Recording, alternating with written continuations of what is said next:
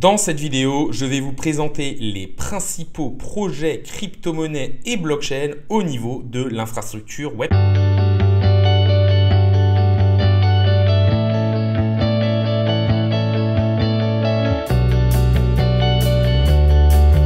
Salut à tous, c'est Inspecteur Crypto, bienvenue dans la vidéo du jour qui va être un top projet crypto au niveau de l'infrastructure Web3. Pourquoi ce top crypto? Parce que je pense que l'infrastructure est hyper importante. En effet, c'est la base de la technologie qui va faire que tout l'écosystème va pouvoir se développer. C'est ce qui va apporter des fondations solides pour l'adoption massive du Web 3.0 que beaucoup de personnes visent. Il faut savoir que tous ces projets sont des projets quand même d'envergure qui ont une énorme importance et que de plus, je vous ai détaillé et fait une vidéo détaillée sur chacun de ces projets précédemment. Donc si vous voulez plus de détails, il vous suffira juste d'aller dans la bibliothèque projet pour pouvoir avoir une vidéo détaillée sur le projet, que ce soit en termes de technologie, d'équipe ou de tokenomics.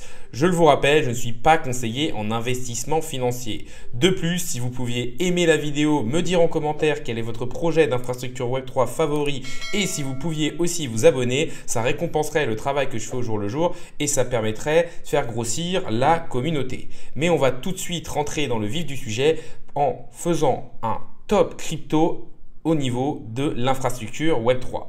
Le premier projet dont je voulais parler, c'est ANKR. ANKR, c'est un marché de nœuds de validation décentralisé.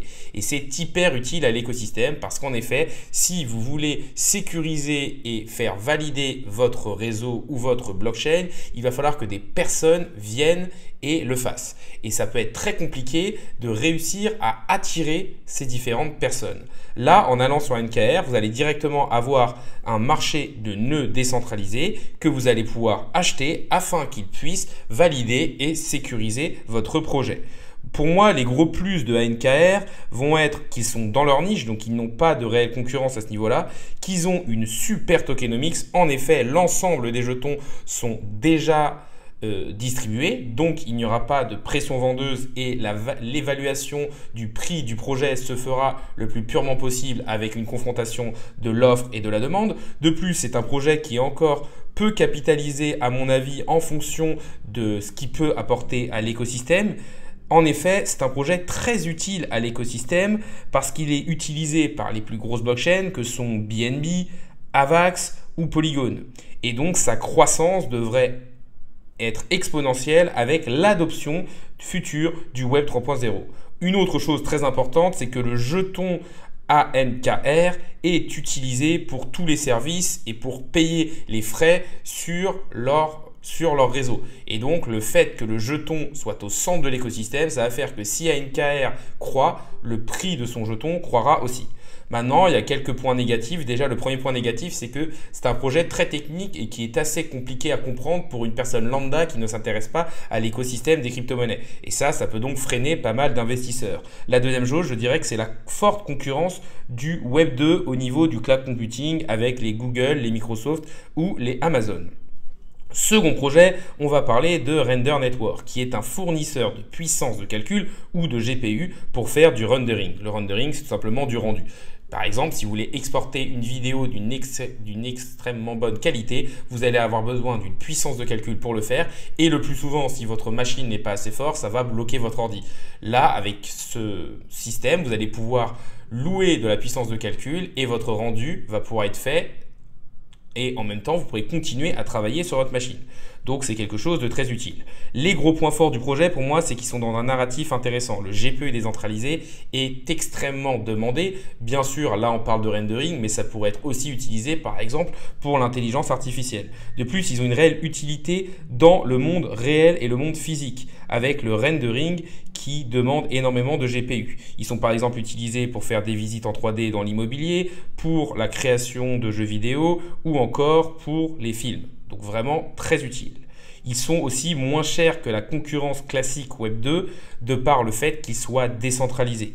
Ils ont des gros partenariats. On sait que leur technologie a été inclue dans pas mal de produits Apple et surtout leur jeton est utilisé pour payer les frais et les services. Donc il croira en même temps que l'écosystème et que le réseau Render sera utilisé.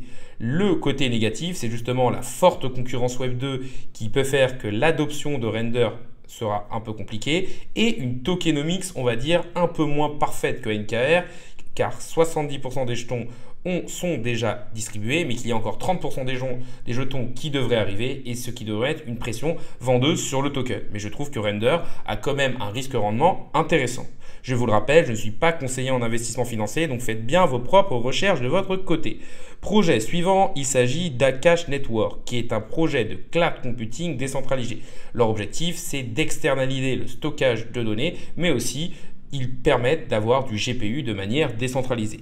Le gros point fort du projet, c'est qu'ils ont une utilité dans le monde réel, avec son jeton qui a aussi, lui, une grosse utilité, car il est utilisé pour payer les frais. Donc comme les autres projets, le jeton a une réelle utilité, il n'est pas juste là pour la gouvernance, et donc plus le réseau va être utilisé, et plus le jeton sera demandé.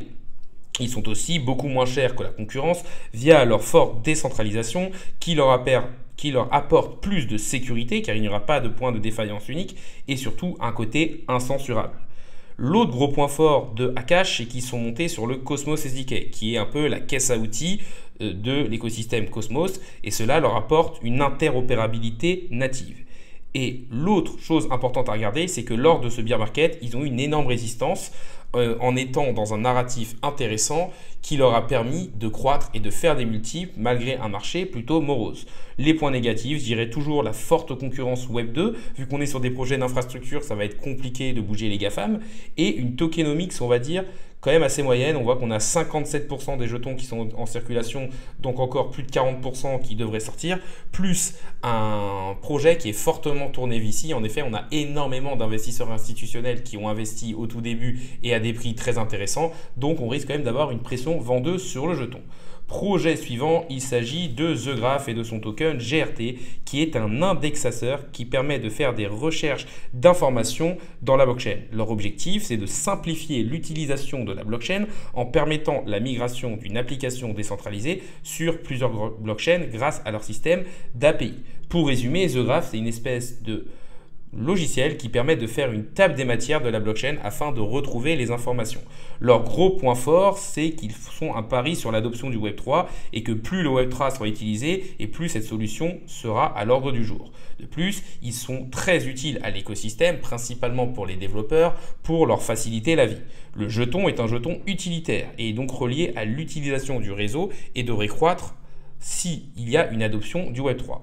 L'autre chose, c'est qu'ils sont dans leur niche, donc il n'y a pas de réel concurrent au niveau de l'indexation des données blockchain. Leur tokenomics est aussi plutôt positif car il y a déjà 90% des jetons qui sont émis et ils ont quand même une forte visibilité car ils sont déjà dans le top 100.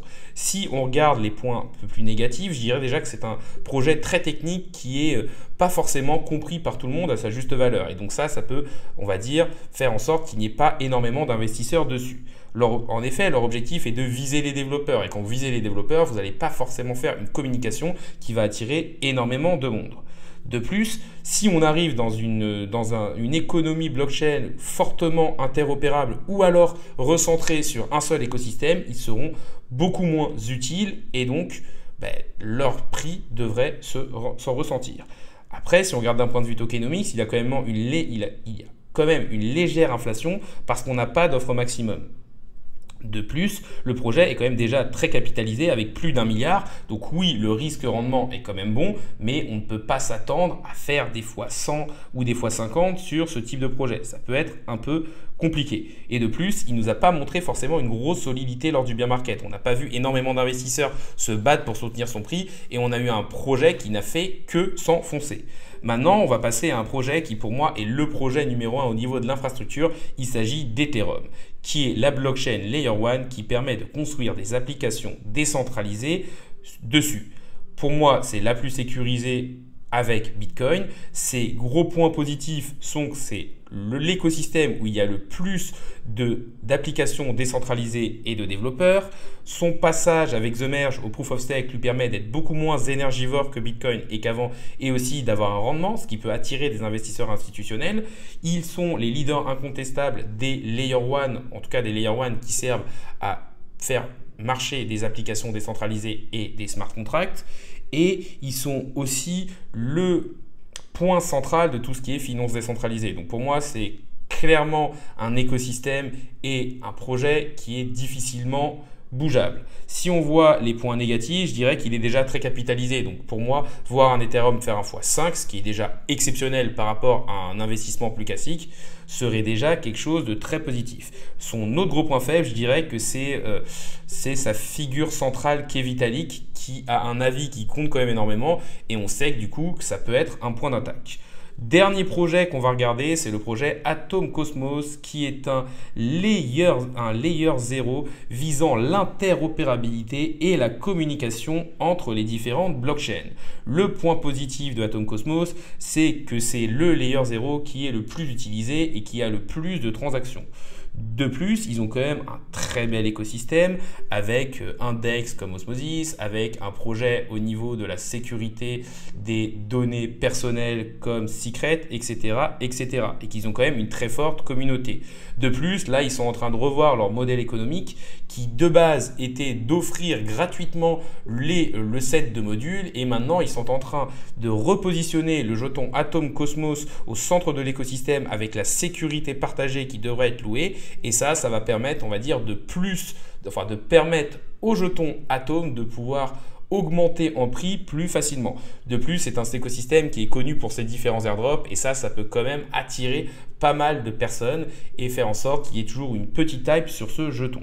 Et pour moi, c'est un des projets qui a le meilleur risque-rendement. En effet, ils sont déjà là depuis longtemps, ils sont extrêmement bien extrêmement bien impliqués dans l'écosystème. Ils ont déjà beaucoup de développeurs et un très bon écosystème. Et en plus de ça, ils sont pour l'instant pas énormément valorisés.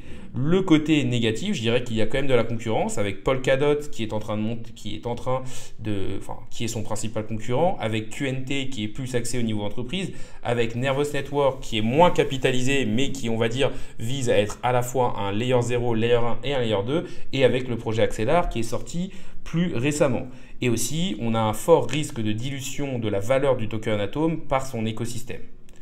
La vidéo du jour arrive à sa fin, donc déjà n'hésitez pas à liker, à me dire quel est votre projet préféré au niveau de l'infrastructure Web3. N'hésitez pas non plus à vous abonner, ça récompense le travail que je fais au jour le jour et ça permet de faire grossir la communauté. Pour résumer, on a vu plusieurs projets d'infrastructure Web3 qui sont primordiaux à la bonne adoption future de cet écosystème.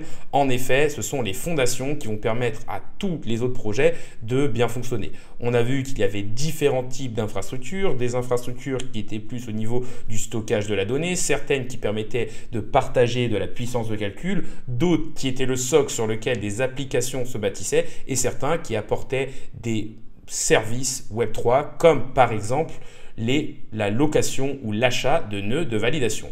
La vidéo du jour est maintenant finie. Salut à tous et à la prochaine.